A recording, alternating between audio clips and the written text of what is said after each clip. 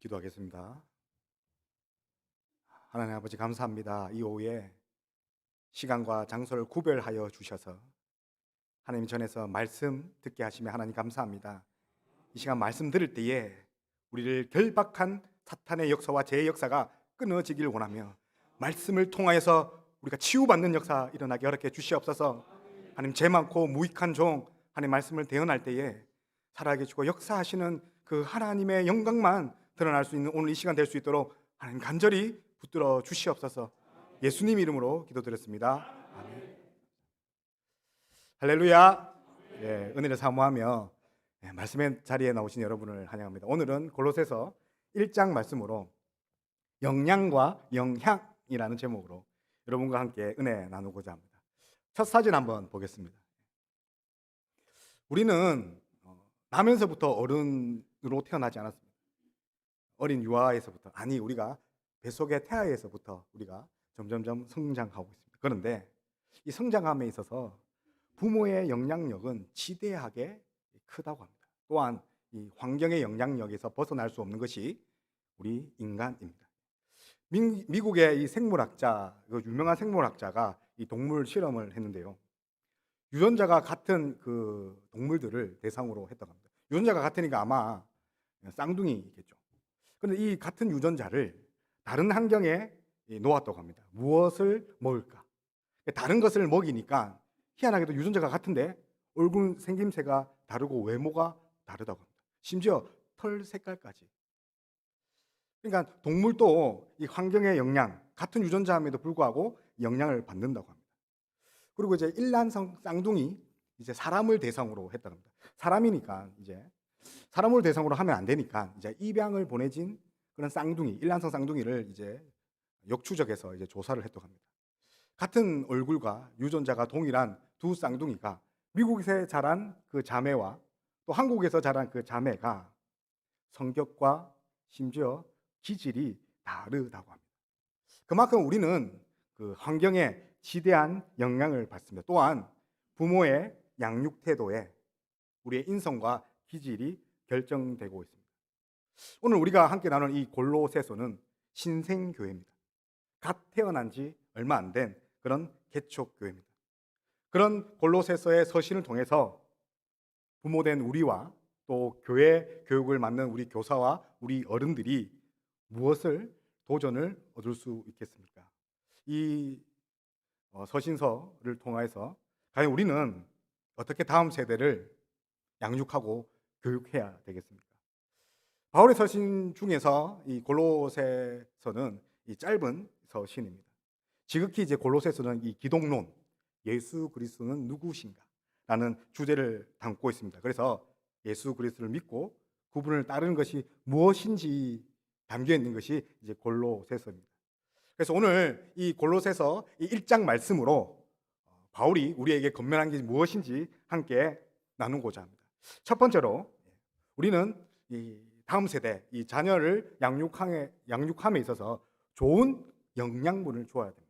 첫 번째로 하나님을 아는 지식입니다. 세상의 기준이 아니라 세상의 그 많은 지식이 아니라 오직 하나님을 아는 지식이 우리 다음 세대의 영양분이 되어야 합니다. 우리 9절과 10절을 다 함께 크게 합독하도록 하겠습니다. 시작. 이로써 우리도 듣던 날부터 너희를 위하여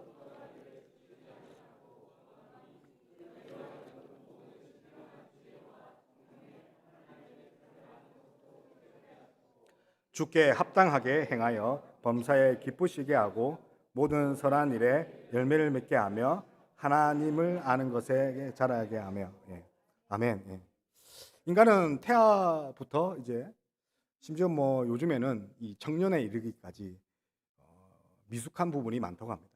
요즘에 청년들이 이제 30대가 지나도 이 부모의 곁을 떠나지 못한다고 합니다. 그만큼 인간은 이 미숙한 부분이나 이 아직까지 그 준비되지 않은 부족한 부분이 많습니다. 다시 말하면 부모의 이 보살핌을 많이 받아야 할 존재가 우리 인간입니다. 오늘 우리 골로새서 이 신생교회도 마찬가지입니다. 좋은 부모 밑에 자란 것처럼 좋은 신앙의 리더 밑에서 자라야 할 이 신생교회가 지금 위기를 맞습니다. 많은 이제 주석학자들이 이 신생교회가 보통 직면하는 문제들이 있는데 그 문제들을 지금 골로새 교회가 함께 맡고 있답니다. 첫 번째로 이 거짓 교사들의 잘못된 교리를 지금 받아들이고 있다고 합니다. 말이 이제 거짓 교사지 이제 오전 예배에 원론 목사님께서 말씀하신 이단 사상들이 그들 교회에 침투했습니다. 두 번째로 이제 그 신생교회 안에 세상의 철학들이 이렇게 난무합니다. 혼합주의, 그리고 금욕주의, 영지주의, 수많은 거짓 세상의 철학들이 그들을 난무하여서 좋은 영양분에 먹고 자라야 할 그들이 영양결핍, 영적으로 허덕이는 상태에 있습니다. 그래서 바울이 급하게 펜을 들어 편지를 씁니다. 보통 바울 서신에는 인사가 화려하지 않습니까? 그런데 골로새서는 그 인사와 감사를 줄이고 바로 본론으로 들어갑니다. 근데 특이하게도 우리가 읽는 이 9절부터는 바울의 서신 중에서도 독특하게 이 중보 기도의 형태로 갑니다. 그러니까 바울이 이 신생교회 골로새 교회에서 얼마나 애타는 마음과 사랑하는 마음을 담아서 지금 글을 쓰고 있다는 것입니다. 그 글의 주제 핵심은 이런 이단과 세상 사상에 맞서서 싸울 수 있는 힘은 하나님을 아는 지식이라. 하나님을 아는 지식은 하나님의 뜻을 알게 합니다. 그래서 그 사도 바울은 이런 애타는 심정으로, 사랑하는 심정으로 지금 중보 기도 형태로 지금 편지를 쓰고 있습니다. 그러면서 이 다음 네 가지의 이 신생교회가 전무했으면 좋겠다고 합니다. 한번 보여주시겠습니까? 네. 첫 번째 뭡니까? 9절에 지식입니다. 당연히 무엇을 아는 지식입니까? 세상에 성공하는 지식가 아니고 하나님을 아는 지식입니다. 하나님 아는 지식이 충만한 자는 10절에 뭡니까? 거룩한 삶, 구별된 삶을 살 수 있는 것입니다. 정말 하나님 믿는 자는 세상에서도 구별될 수 있는 삶, 어디서 시작합니까? 하나님 아는 지식입니다. 그리고 영적인 능력, 오직 기도와 말씀의 능력을 바라는 자입니다. 그런 자들은 이 12절에 감사하는 삶을 살 수 있다. 오늘 이 바울이 말한 이 네 가지의 처방전의 시작이 무엇입니까? 바로 하나님을 아는 지식, 하나님의 뜻을 아는 것입니다. 자, 9절을 한번 보여주시겠습니까? 9절에 보면 두 가지의 핵심 동사가 나옵니다. 먼저 보면 채우다가 9절에 있죠. 그리고 10절에는 뭐가 있습니까? 자라다. 체험을 받아야지 자랄 수 있다는 것입니다. 충분한 영양분을 받아야지 우리 다음 세대가 바로 성장할 수 있다는 것입니다. 어떤 것을 바로 채워야 합니까? 오늘 두 가지를 이야기합니다. 보시면 하나님의 뜻을 분별하는 것과 영적인 지혜와 총명을 주기를 기도합니다. 우리가 9절을 쉬운 성경인데 한번 쉬운 성경을 한번 읽어보겠습니다. 시작. 그 소식을 들은 날부터 우리는 여러분을 위해 계속 기도하고 있습니다. 우리는 여러분이 하나님의 뜻을 분별하게 되기를 기도하고 내려주기도 기도문이지 않습니까? 그죠? 편지 기도문입니다. 그래서 두 가지를 이제 강구합니다. 무엇입니까? 하나님의 뜻을 분별하는 것. 그리고 영적 지혜와 총명입니다. 지혜는 지식을 사용할 수 있는 능력입니다. 그리고 총명은 무엇입니까? 그 지식을 사용함에 있어서 분별할 수 있는 능력. 신생교회 그리고 자라는 다음 세대에 필요한 것이 무엇입니까? 하나님 말씀을 사용할 수 있으며 하나님 말씀과 뜻을 분별할 수 있는 능력. 신생교회와 우리 다음 세대에 필요하다는 것입니다. 소두에 말씀드린 것 같이 같은 유전자를 가진 동물이라도 무엇을 먹느냐, 어떻게 자라느냐에 따라서 그의 기질과 생김새가 다르다고 합니다. 하물며 우리의 자녀는 어떻게 키워야 합니까? 무엇을 먹여야 하고 무엇을 그들에게 공급해야 합니까? 세상에 수많은 지식들이 있습니다. 인터넷에는 정말 정보의 홍수처럼 하나님을 하나님 되게 하지 못하는 정보들이 너무나 많습니다.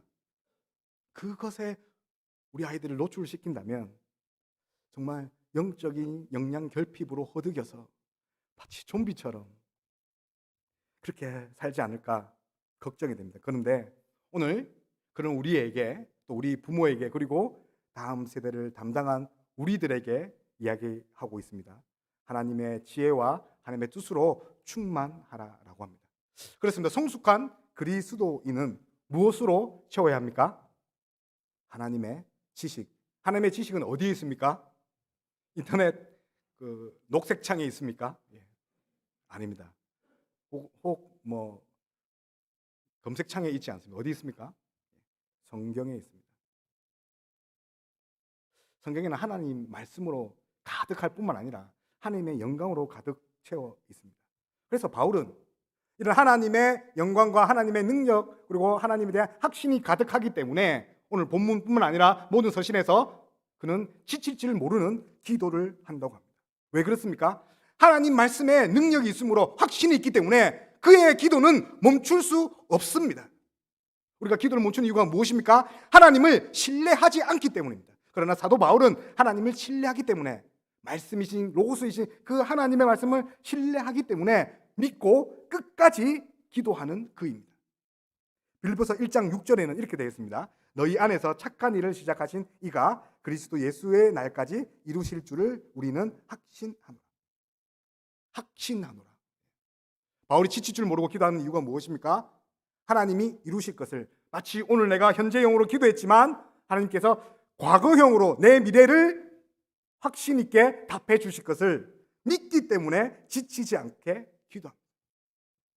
우리가 다음 세대 자녀들을 양육할 때 지치지 않고 기도할 수 있는 비결이 무엇입니까? 하나님의 아는 지식으로 충만하여서 우리의 마음에 확신 있게 기도, 말씀으로 기도하는 것입니다. 따라서 포기하지 않고 말씀을 붙잡고 끝까지 기도하는 저와 여러분이 다 되었으면 좋겠습니다. 아멘. 다음 사진 한번 보시겠습니다.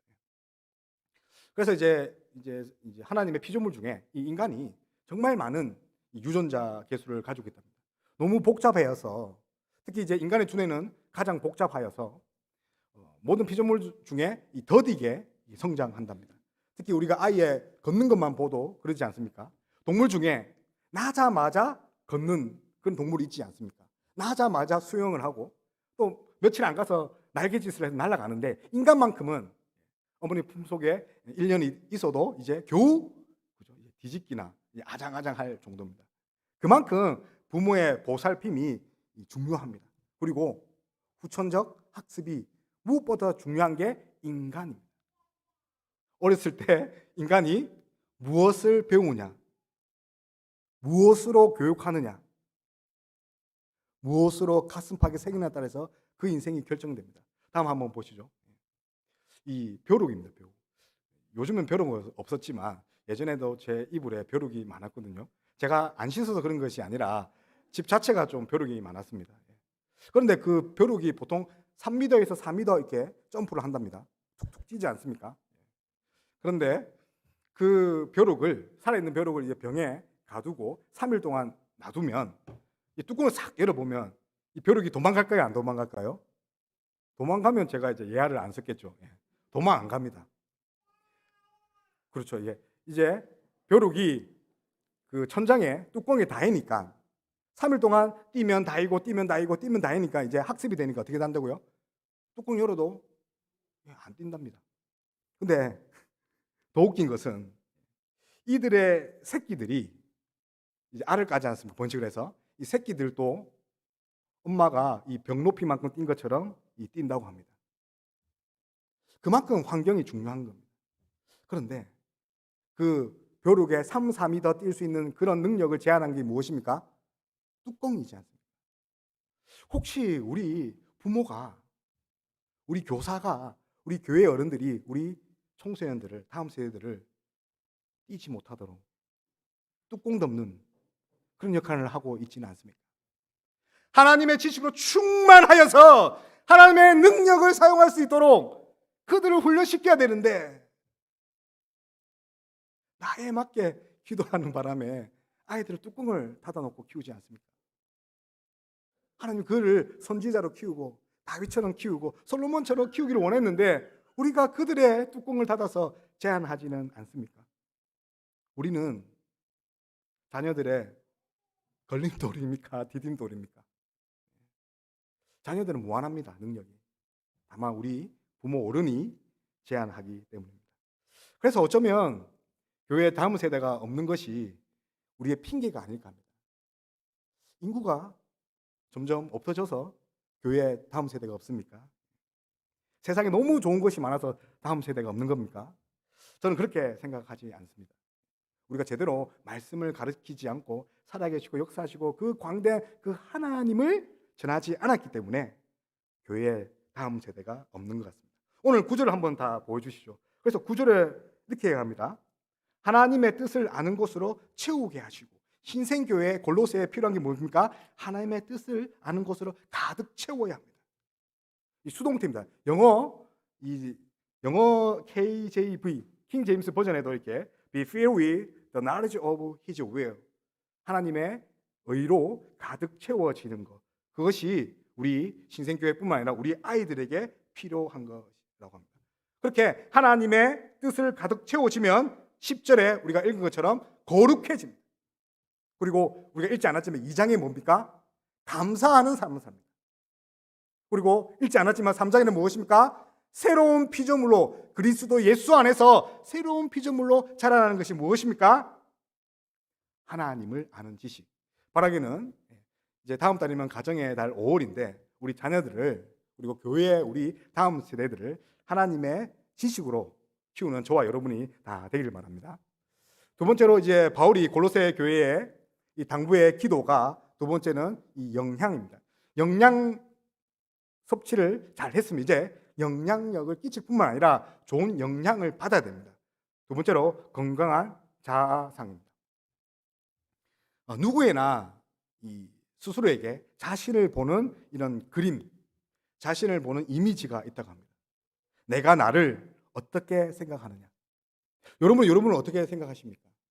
그리고 나 자신의 역할이나 이 존재에 대해서 누구나 다 이 자아상이 있다고 합니다. 그런데 놀랍게도 같은 부모에서 자랐는데 이 자아상이 다르다고 합니다.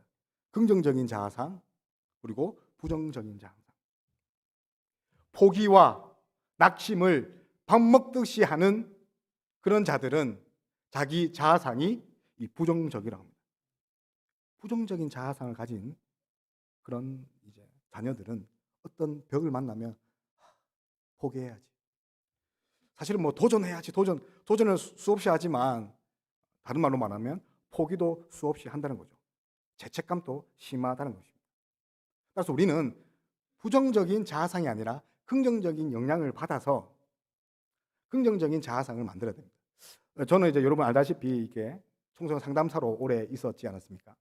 이 고등학교 여학생 중에 이 부정적 자아상 때문에 앞에서 이제 발표를 못하는 친구가 있었습니다. 여학생이라서 그런 것도 있었지만 발표를 하다가 이제 심지어 절도도 하고 넘어져 기절도 했습니다. 근데 그 이제 10주간 이제 치료 과정을 거치면서 그 아이가 왜 그렇게 됐는지를 이제 이유를 알았습니다. 부정적 자아상이었습니다.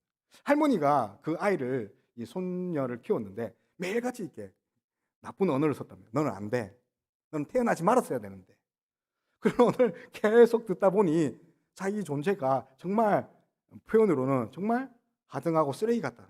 그렇게 느꼈답니다. 그래서 17년 살면서 싫다는 말을 한 번도 못했다고 합니다.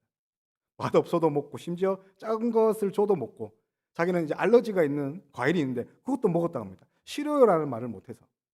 근데 10주간 그렇게 인지 치료를 하면서 그 아이의 생각이 180도 바뀌었습니다.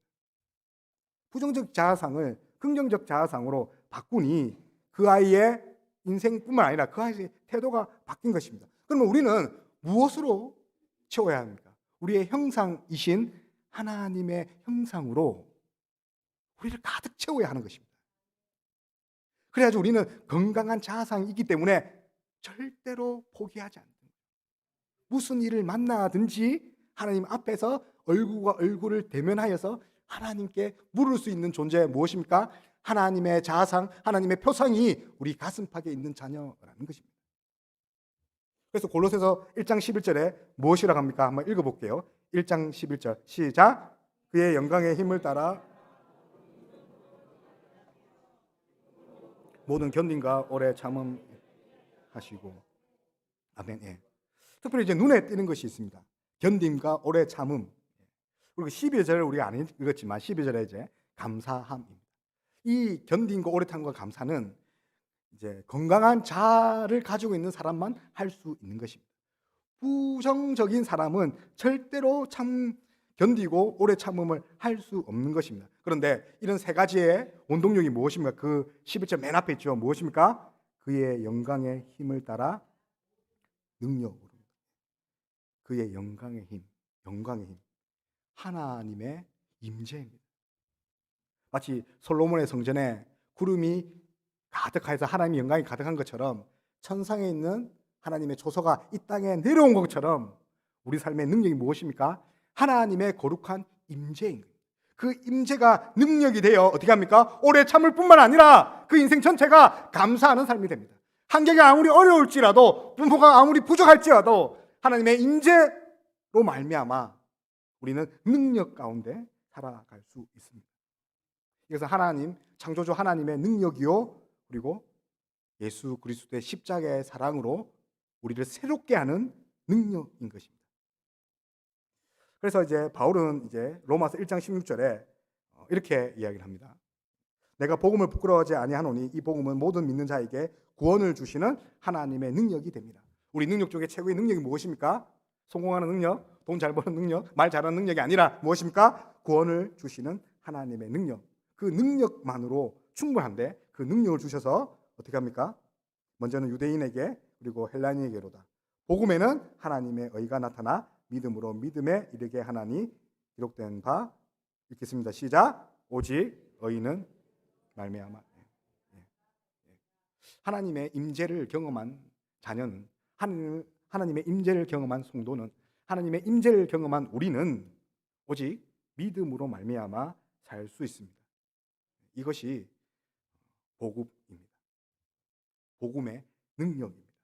그리스도 예수 안에서 새롭게 창조되는 것, 말씀으로 새롭게 창조되는 것, 예수 그리스도가 오심으로 우리를 새롭게 함으로 말미암아 우리는 더 이상 부정적 자아가 아니라 새로운 자아, 예수 그리스도의 표상으로 가지고 우리는 참음과 견딤과 오래 참음을 할 수 있습니다. 그리고 이런 것을 아는 사도 바울은 기도하지 아니하고 권면하지 않습니다. 기도하지 아니하고 자녀를 충고하지 않습니다. 오직 기도하면서 하나님의 능력을 바라면서 자녀들에게 그리고 골로새 교회에게 권면을 합니다. 다음 한번 보시죠. 한 개 더 넘어죠. 코끼리입니다. 코끼리. 이 태국에 가면 이제 코끼리 조 많지 않습니까? 근데 코끼리 조련사들이 이 코끼리를 야생에서 잡아오지 않습니까? 그 새끼 이제 코끼리가 오면 제일 먼저 그들을 교육하기 전에 제일 먼저 하는 훈련이 이 자존감을 말살한다는 것입니다. 무기력을 학습을 계속 시켜줘서 그들이 움직이지 못하게. 그러니까 야생을 가진 이 새끼 코끼리가 쇠사슬을 묶어서 말뚝에 이렇게 박아 놓는답니다. 그러니까 야생을 가지고 있으니까 얼마나 도망가고 싶겠습니까? 그런데 쇠사슬에 다리가 묶이니까 도망가지 못하지 않습니까? 그렇게 6개월이 지나면 쇠사슬을 이제 밧줄로 바꿔도 얼마든지 풀 수 있는데 도망가지 않는다고 합니다. 심지어 그 쇠사슬을 밧줄을 풀어놓고 말뚝을 풀어놔도 말뚝 주위만 뱅글뱅글 돈다고 합니다. 이렇듯 우리의 자존감과 또 우리의 무기력을 심음으로 말미암아 우리도 어쩌면 세상의 노예가 될 수 있는 것입니다. 자포자기하고 정말 부정적 자아 상황이 얼마나 우리를 이 치명타인지 모릅니다. 사탄은 지금도 기도하면 안 돼, 말씀 읽으면 뭐해 라고 우리를 끊임없이 새 사슬로 우리를 얽어매고 있습니다. 우리 자녀들에게도 말입니다. 우리 자녀는 지금 우리 부모의 행동을 보고 자라고 있을 것입니다. 우리 부모는 또 우리 교회의 어른은 얼마만큼 기도하고 있습니까? 그래서 부정적 자아상을 이겨낸 사람도 있습니다. 이 사람은 이제 고베 시장, 일본에 있는 고베 시장에 이 서자로 태어났다고 합니다. 그러니까 서자니까요. 홍길동처럼 아버지를 아버지라고 부르지 못했던 그런 자였다고 합니다. 그런데 이 길거리에서 구세군이 전하는 복음, 하나님을 믿으면 하나님 자녀가 된다는 그 복음을 듣고 예수님을 영접한 자입니다. 그러면 내가 이제 고베의 시장의 서자가 아니라 하나님 아들이 되는 거지 않습니까? 그리고 그 다음 날부터 나는 고베 시장의 서자가 아니라 하나님의 아들이다라고 그렇게 이야기하고 다녔다는 겁니다. 그리고 그가 72세까지 목사로서 그리고 사회운동, 기독가 운동가로서 또 복음을 전하는 그런 사명을 감당한다고 합니다. 한번 보여주시죠. 실제 인물입니다. 가가와 도요히코. 부정적 자아상이 하나님의 자아상, 하나님의 자녀로 둔갑하니 그 오래 참음과 견딤을 이겨내는 그런 훌륭한 하나님의 사역자가 되었다고 합니다. 오늘 이제 11절을 보면 11절 한번 보여주십시오. 이 기쁨으로라는 단어가 있습니다. 기쁨으로. 이 기쁨으로 단어는 지금 12절에 감사하게 하기를과 연결되어 있습니다. 또한 11절에 오래 견딤과 참음으로 연결되어 있습니다. 우리가 기쁨으로 감사하고 기쁨으로 오래 참길 수 있는 것이 무엇입니까? 긍정적인 자기사상. 다시 말하면 하나님의 표상이 우리 안에 들어왔을 때 우리는 어떠한 고난에도 이길 수 있는 것입니다.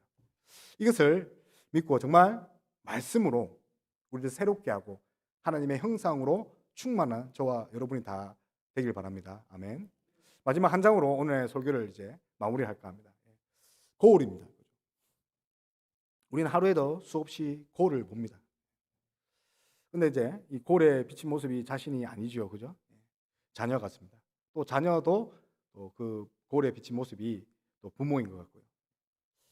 자녀를 보면 자녀가 또 부모의 거울이기도 하고 부모도 또 자녀의 거울이기도 합니다. 그만큼 서로 상호작용하면서 서로 이제 연결되어 있습니다. 다음 세대, 교회에 다음 세대가 없다라고 말할 것이 아니라 다음 세대를 위해 지칠 줄 모르는 기도뿐만 아니라 하나님으로 지식으로 충만하여서 하나님의 상으로 충만한 우리가 그들을 양육할 때 교회의 다음 세대가 넘칠 줄 믿습니다. 하나님을 아는 지식, 하나님 뜻을 구별할 수 있는 다음 세대, 그리고 그것을 놓고 지칠 줄 모르고 기도하는 우리. 그래서 이 교회를 골로새 교회를 튼튼하게 세운 것처럼 우리 교회를 정말 말씀의 반석 위에 든든히 세우는 저와 여러분이 다 되었으면 좋겠습니다. 아멘.